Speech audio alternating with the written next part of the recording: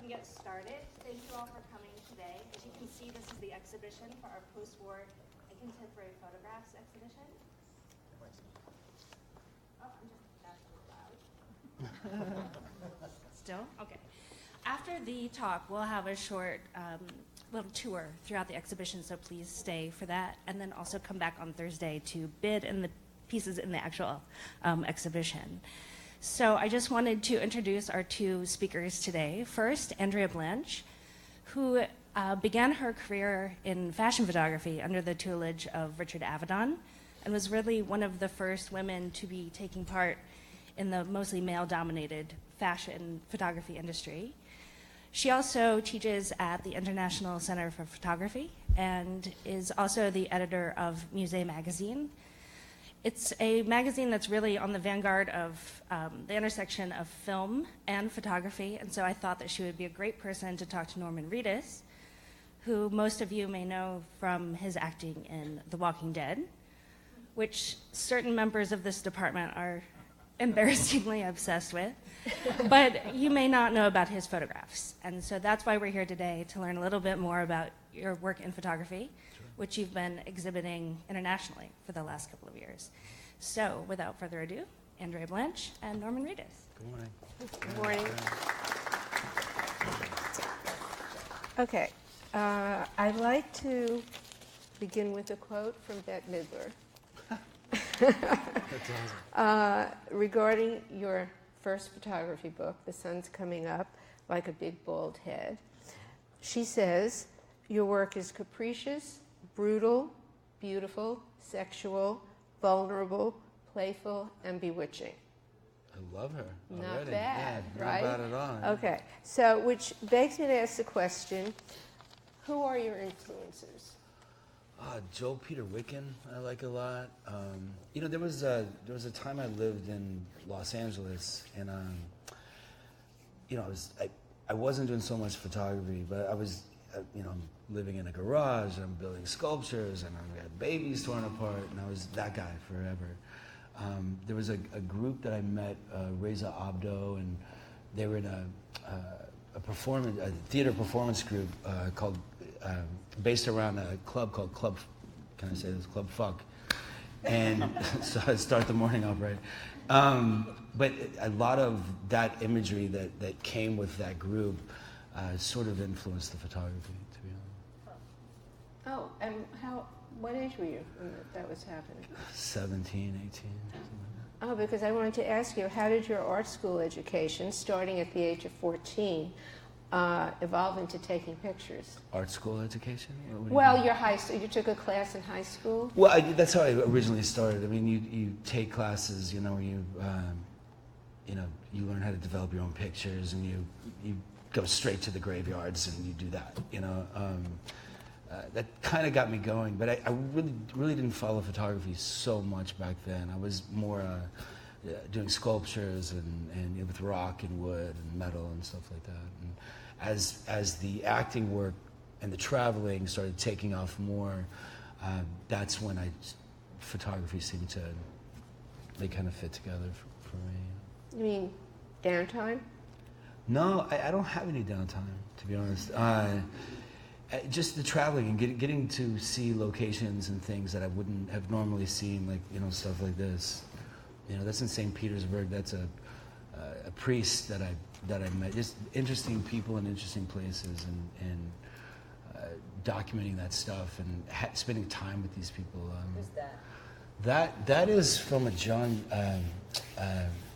Carpenter film, and he is one of the performance artists that he had on the film, and he and I became friends. You can't really tell in this photograph, but he has wings that are chopped off at the base of the wings on his back, and he's blue. But this guy was so expressive, and he and I hung out so much that I kept stealing him and doing portraits of him everywhere, which I think pissed John off. But this guy was just fully committed to everything, and we hit it off. I don't know if there's another one in here. There's a girl that's covered in blood that I brought into my trailer, and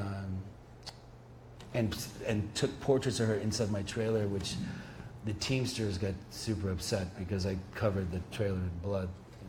They were very upset.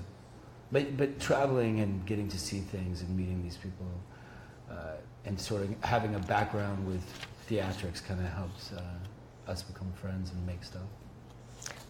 You say that you like to photograph, I call it monsters, to find the lost person inside. Is that what draws you to it? I kind of, and same with acting work. I kind of like the contradiction. I like, you know, devils crying in the corner, and I like angels, you know, fucking you up and stabbing you in the back. I kind of like the contradiction to it, and sometimes people tell me I do that with photography. I take a grotesque image and find something beautiful in it, which I didn't know I was doing until everyone kept telling me I was doing that. Okay, well, you say that acting and photography is very different. I've read. It's, you know, it's taking pictures, not so much. Displaying pictures, way different. You know, you can take pictures and put them up on a wall and go hide in the corner and have a drink. The acting thing is your face, it's your voice, it's your eyes, it's your hair, it's how you stand. It's the critique involved with acting is a little more brutal, I think, sometimes. Well, okay, that's something I'd like to get into Sure, another yeah, time. yeah. But I was going to ask you how your acting informs your photography. You know, I think if you can capture moments in both, and you're happy with the moments, it's a success. You know, one is more personal than the other in the fact that you do it by yourself and you create something by yourself. The other one, you could have these moments and put it on a film or a TV show or whatever, and it's a collaboration of a lot of people that you kind of aren't on the same page with sometimes, or you don't even know. So that can get edited and put together in a different way. So one's a little more personal sometimes. But if you can get the moments in both, then that's a success, I think. I think there are a couple of photographs here that are in the auction. You photographed in a prison in Moscow. Are they coming up? They should be coming up. Because I like to talk about those a little. That's Floria Segamundi. She's a filmmaker, a friend of mine. I shot her and her boyfriend for a series of magazine shoots. But the prison photos, I did a film over there in Moscow and St. Petersburg with Andrei Konchalovsky, who's a big filmmaker there. So we kind of had the red carpet out for us and went into situations that you normally wouldn't have got to go in. And the photo, I don't know where it is, but the photo, it's two prisoners, and we were in a sub basement of this prison, which you never want to get thrown in jail in Russia, ever. But the lighting in there was so crazy. But we had a guard that would go down and kind of hit these people with a stick when they stuck their nose out too far or something like that. And as soon as the guard left, I was like, and they came around the corner kind of like supermodels. And as they snuck their head around, a little kitten ran out of there out of nowhere, and there was all these cigarette butts everywhere, and it was just that was like one of those lucky moments. You know? It's perfect. It's a Yeah, perfect it was picture. pretty cool. It's Yeah. really good. And what are these about? I'm very curious about these. That's me screwing around with film. It's really that's fascinating. I shot that one on a Holga, and you know I have a friend of mine that he used to be in this band called Jane's Addiction a long time ago, and he was trying to teach me bass, and I was like, what bass should I get? And he's like, get the one that feels the best in your hand, because you're gonna play with it more, you'll learn faster. And a lot of times with cameras, I'll find a camera and I'll play with this camera for a while, and then I'll find another camera and I'll play with it. So that's me messing with a Holga. Yeah, they're very good effects. Yeah, they're fun. Yeah. So what would you say your relationship with the camera is if you discard them every 2 or 3 months? Because I read that that's what that I kind of do. you kind of do. Yeah, I mean, some I treat very delicately, and some I beat the crap out of. Probably like people, I guess. I have so much roadkill. I know. I apologize. I did a show in Times Square with just roadkill, and that was very interesting. But during this period, yeah, some are gnarly. I apologize. But while I was shooting Walking Dead in Georgia, there's so much roadkill on the ground, like everywhere, and I ride motorcycles everywhere. So I was doing that one's alive. But I was doing all these interviews about the zombies on the show, and I was saying, what makes the zombies scary is you see the person behind the monster, right?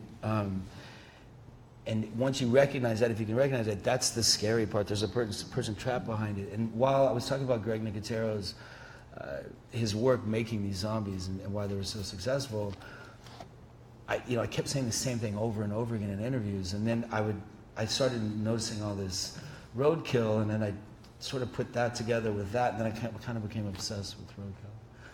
Well, what I find, what I like about those pictures, I mean, I'm an animal lover, so, but so am I. Yeah.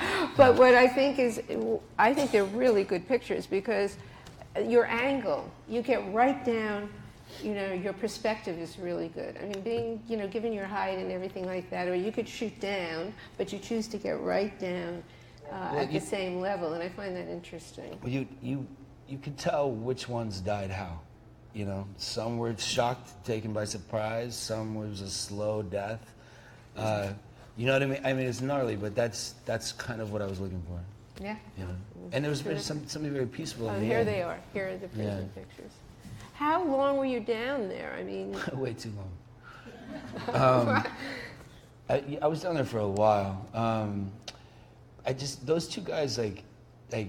Oh, and this is interesting too. That's in St. Petersburg. I was filming and behind a fence was all these young guys that were going off to join the army, and when they saw me, they wanted to trade everything they had on them with everything I had on me through the fence, and we had this all-night bonding experience with all these soldiers, and I couldn't speak a lick of Russian, and they couldn't speak English, but we got along famously. Well, were you shooting in the prison for your film, or did you ask to go to a prison? I was shooting in a prison for the film, okay. And I was sneaking photos while I was there. This is like very scary. That's in the exercise yard of the prison. You would see all these, these cells around you, and they were, doing that, the prayer, it was blasting and walking around. You see these faces come in and out of the shadows. So every cell had a different story. It's pretty wild. What's this one? That's my bodyguard. Your dead bodyguard. His name's Dolphin. Oh, no. Yeah. I don't think about Yeah. I shot him and then I blew smoke in his hole. I'm curious. Okay, because I'm wondering about the origins of your interest in masks. What draws you to collect them and to use them in your photography? It seems like it's a recurring theme. Yeah, I've done films where I wear masks, where I refuse to take off masks. I've always just collected them. There's a freedom that when you put on a mask, like if you put someone in a mask, you take their picture, everything just loosens up because they have a mask to hide behind, and some masks are really scary, and something playful with a scary mask is really appealing to me. I've been collecting them and shooting with them forever, and they're just fun. They are fun. Yeah. Okay, so Joel Peter Whitkin says when he goes to bed at night, he just thinks about getting up to take more pictures. What do you think about? What gets you out of bed? It's at some point, early on, I would go to sleep and wake up and think about being an artist, or and then I got to the phase where I hated the term artist, and now my life is kind of like a series of art, to be honest. So I think if you're just on that path, you constantly create and make and you kind of live it. You get to a point where you don't really have to think about it. You just kind of have to stay innocent. And I think the more you kind of figure it out, the further away you get from it sometimes, you know. I like to be on the fly, like all the time now. You know, it's interesting. You go through, or at least I have gone through phases where, like I used to have a gallery here called Collective Hardware on Bowery and Kidmere, and we were trying to do like this Warhol-esque sort of thing. It was a 5-story building. People lived in the building. We had everything from, you know, people welding to painters to a creature effects shop in the basement who would make like saber-toothed tigers for the Discovery Channel, and I mean, it was a crazy spot. And then a gallery on the ground floor, and it just sort of dissolved into everything that a lot of New York things become party things, and it kind of went south while I was away doing films. And but you kind of stop trying to do that and joining this group and joining that group, and you kind of just do your thing. And so I don't know that I wake up and be like, I need to create, you know. I just kind of do it all the time, you know. Well, he also says, and I find it interesting because of the way your style of photographing, that he wants to make photographs that nobody else makes. He does. Do you have that urge or intention? I don't know that I'm trying to prove anything, you know. I mean, I think his story's a little different. Like, you know, he's got cadavers. I don't have cadavers. I have masks in a box. You know, it's a little different. But you know, I don't know that I wake up and be like, I need to be the best of the thing. I don't even want to be like that, to be honest. I just want to roller coaster my way through life and feel it and learn it and meet it and be friends with it. You know what I mean? Well, which brings me to the question I've been wondering. How much of your technique, okay, is serendipitous or intentional? It depends. Because you photograph things in very dim light, and you know that's a lot of them have movement or what, you know. Sometimes you find it, and then sometimes you just kind of smell it and kind of squeeze it out. You know what I mean? So you know what I mean? Sometimes it's just right there, and you try to get it, and sometimes you're like, there could be something here. Here, have a drink. You know what I mean? And let's go find that. You know, so it's different every time. Well, speaking of the darkness and dim light, I mean, do you find that the equipment that you use, like a Holga, and I don't know what other equipment you use, I mean, like, you know, it aids you with, you know, that effect? It helps you achieving that mysterious, grainy, you know, out of focus effect? I think sometimes with technology and how everything's getting, you know, super futuristic, I think sometimes analog is better. Sometimes, you know, like one of my favorite video cameras is that Fisher-Price Pixel camera that it records on a cassette tape, and it takes the magnetic strips from a cassette tape and makes images with it. That is such a fun toy to play with. Where is that? eBay. I never heard of that one. It's a Fisher-Price. It's a toy. It's a video camera for children that came out, like, I don't know, late 70s maybe. And if you ever find one, get one, because it's literally a cassette tape, and it sort of has a mind of its own, this thing. But things like that, I find a lot of fun. Well, I mean, how would you feel with the label of being a dark photographer? Do you hear that? I mean, you know, I'm a dark actor, I'm a dark photographer, I'm a dark guy. Like, you know, I'm really not. You know, like. Well, what attracts you to? I'm curious. What attracts you to it? I don't know. I mean, my favorite movie as a kid was The Omen. You know, I don't know. You know, you know what I'm saying? I used to have a grade school teacher that this little old lady, and I would just stare at her all the time. Right? And I was just like trying to freak her out. And I loved you know, she would go around to the class and she'd skip me, you know. And I just loved. I was freaking out this adult, you know. But then at the end of the year, she was like, "Why do you hate me?" And I'm like, "I love you. I don't know what you're talking about." But I've always been, you know, into that stuff. But me personally, I'm a total kitten. Yeah, and I, you know, everyone thinks I'm filthy because I'm on The Walking Dead and I'm covered in blood and mud. My house is immaculate. Like I'm ADDDDDD. You know, yeah. It's I'm not like that, but I'm attracted to it, I guess. Well, your book contains photographs from around the world, yet these photographs appear more cohesive than diverse. You seem to unify the globe through a mutual underlying darkness, and I get this is your intention, I would imagine. But so, what would you say the thread is going through your work? You know, that's somebody said that about me. I didn't say that about me. What you know what I'm saying? Oh, no, I mean that I don't know if I thread myself through. No. Darkness. I just asked a question like what your okay. thread I thought is. you were reading a quote. No. You know, That's just my question. yeah, I don't know. I just, you know, I don't know. You know, I mean, I get along with children, but when a children throws like a rock at a car, I'm like, yeah, you know. What do you mean? What? I like it. I think it's fun. Okay. And sometimes like the innocence of doing something wrong is makes me smile, to be honest. So, if that makes any sense. Yeah, it I mean, does. that's a girlfriend that I tortured in an elevator. and we're still friends. You know. What's around for next? Still have some time for some Q&A.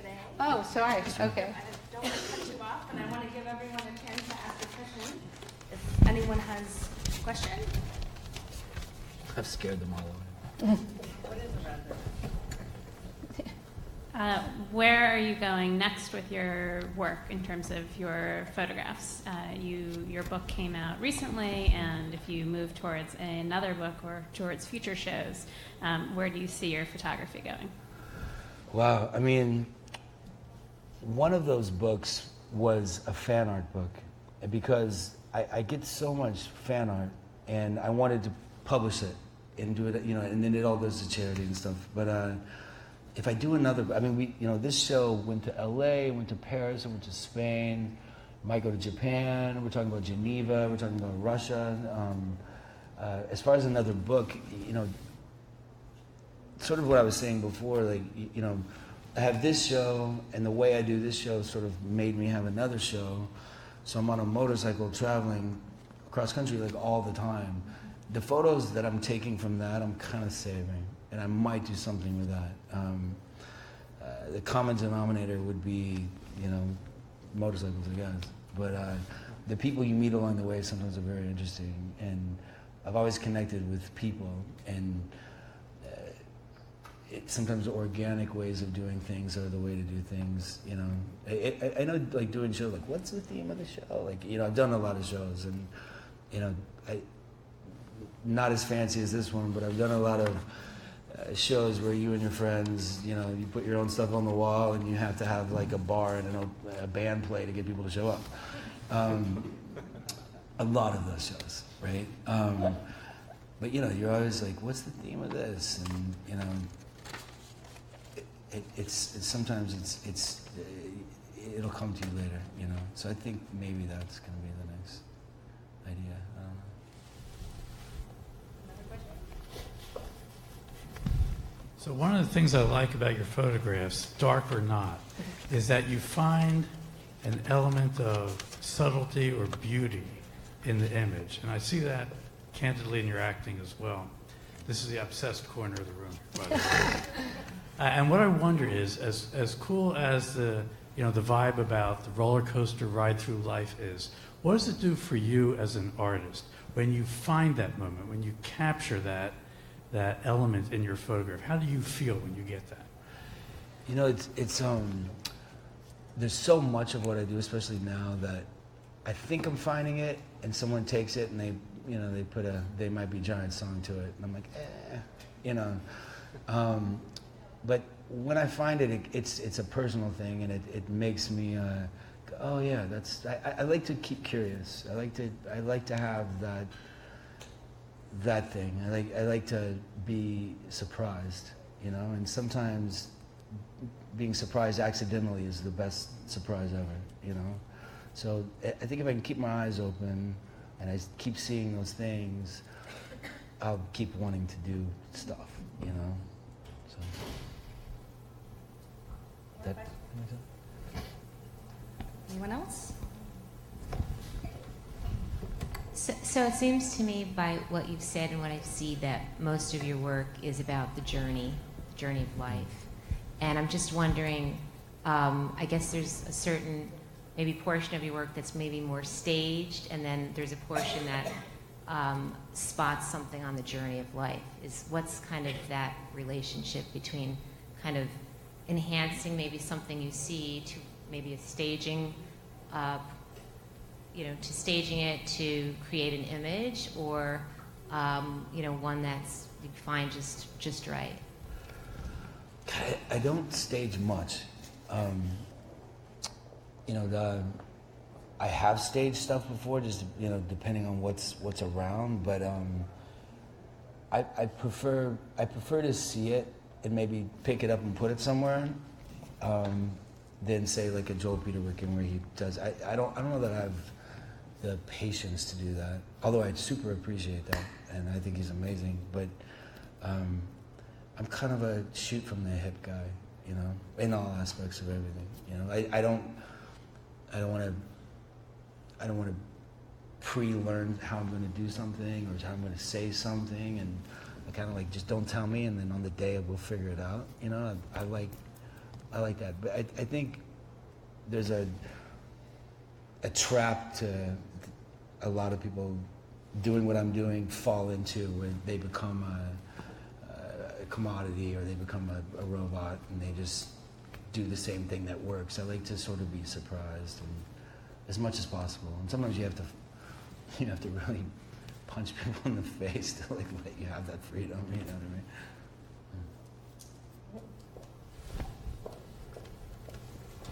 Sort of at bottom line, it sounds like you just want to go with the flow. Yeah, I mean, my mom was like that. My dad was like that. Yeah. Right. Cool. Yeah, I mean, yeah, of course. Yeah. I think we have time for one more question. Anyone? By the way, my name is Damien, and growing up as a child, the art was a big part of my life. Just curious, do you still sculpt? You mentioned sculpting. I haven't in a while. I had a friend that went to Otis Parsons, and he and I were doing a lot of different sort of art stuff together, and he went to Arizona. This is the last thing I did like that. Well, actually, no, it's not. But I made a giant. Can I say this? A giant vagina out of rock, like a clitoris and all this stuff. And he put it in his teacher liked it because of another show that we did. And he put it. Their graduating class had to do a show downtown where. It was sort of an experiment, a public experiment, like their first show. And he brought me in, although I didn't go to the school, and I sold it right away.